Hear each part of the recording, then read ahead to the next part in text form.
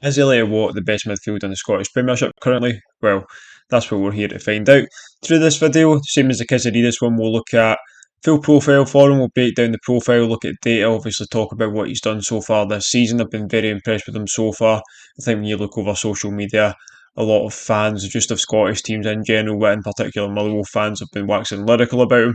So let's just start with, we'll look at the profile up here. So Elliot Watt, 25 years old, joined Motherwell for free in the summer after being released from Burton Albion. They also spent the last 6 months of last season on loan at St Johnstone.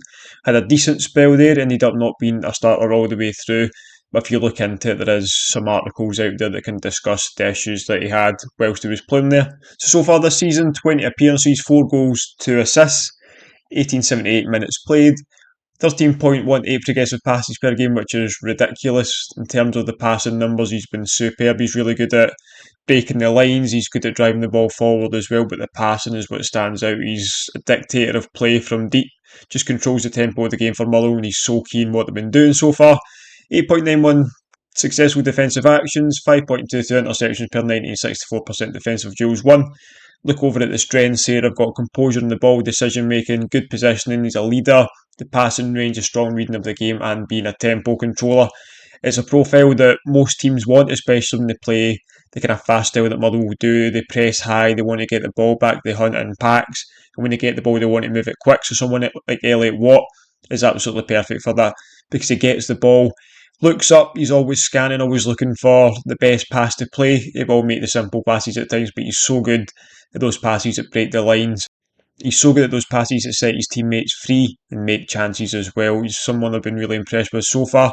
So let's look at breaking it down. We'll look at the radar itself here, look at some of these percentiles throughout the season so far.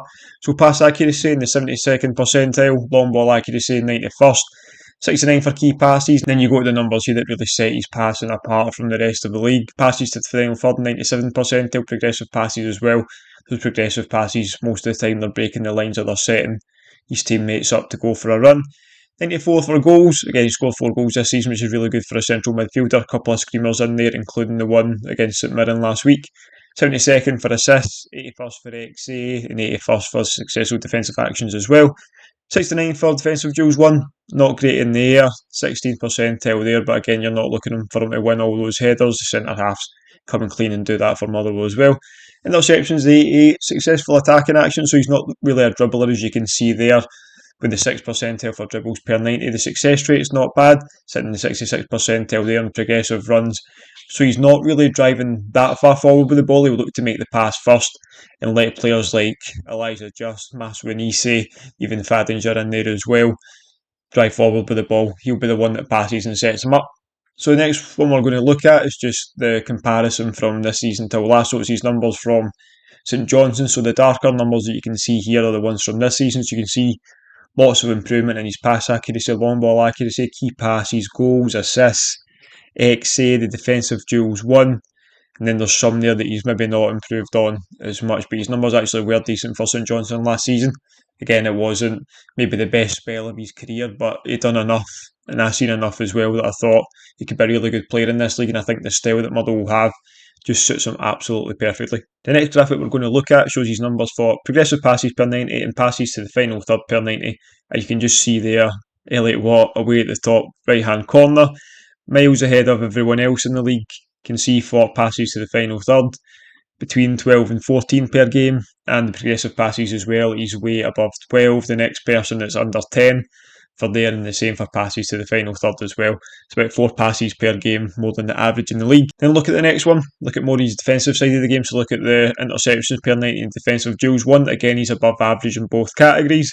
Defensive duels won's pretty high there, 64%, and then the interceptions there, just around 5. So you can see he's not the standout in the league there. There's a couple of players that rank above him, but it's still really impressive numbers. He's that player that sits deep, he mops up any loose balls, not just mopping up the loose balls, he also is really proactive and trying to get the ball back, and that's kind of indicative of what Jens Bertholascu is trying to do for Motherwell. He's trying to get them to get the ball back quick, be intense, be aggressive, and what is one of the key factors in it. The next graphic we're going to look at looks at line breakers, so we're looking at through passes per 90 and also smart passes. Smart passes in terms of the Y-Scout data is anything that breaks the lines. So line breaking passes are counted as smart passes on Y-Scout.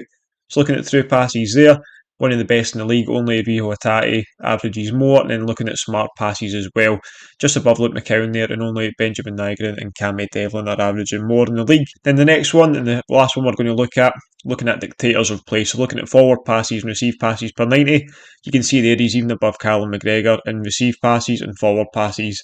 He's way clear. I mean, he's over 25 there, and the next closest one is Dylan Tate at just under 20. So incredible numbers there, really, when you look at it, and you look at how much Callum McGregor's dictated the play at Celtic and how effective he's been. And for something like forward passes per 90 and receive passes, Elliot Watt's even above him. It just shows what Motherwell's been doing and how kind of crucial Elliot Watt's been in that. He's been so impressive for me this season. I do think he's knocking on the door of the Scotland squad. He's just a bit of a different player in terms of how Motherwell play, how quick they play, how good he is in the ball, how clever he is at spotting those passes and getting it done early. I just think it's something, as good as Scotland midfield is, I don't think it's something that even the likes of Billy Gilmore offers. I think Watt's a bit of a different option in there, and he likes those snappy passes that kind of are played right away. And again, it's a credit to Motherwell and how Jens Berthlasku's got them set up that that's how he's playing, that's how they want to play, and he's more than capable of doing that. There's obviously been rumours that Rangers are looking at him this window. I don't know if that's something that's going to come to fruition. I think Motherwell will demand a fee potentially similar or just under of what they've got for Lennon Miller.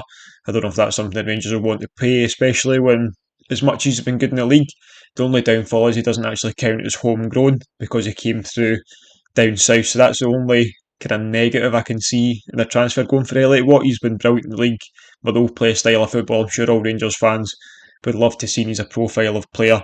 Again, I don't think Rangers have, so I think it would be a very smart transfer, but I would be surprised if he left Fir Park in this window. What have you thought of Elliot Watt so far this season? Are there any players you think have been better, any that stand out more for you? Who's been your club's best midfielder this season? Please leave your comments down below. Keep giving me feedback as well, and I'll see you next time.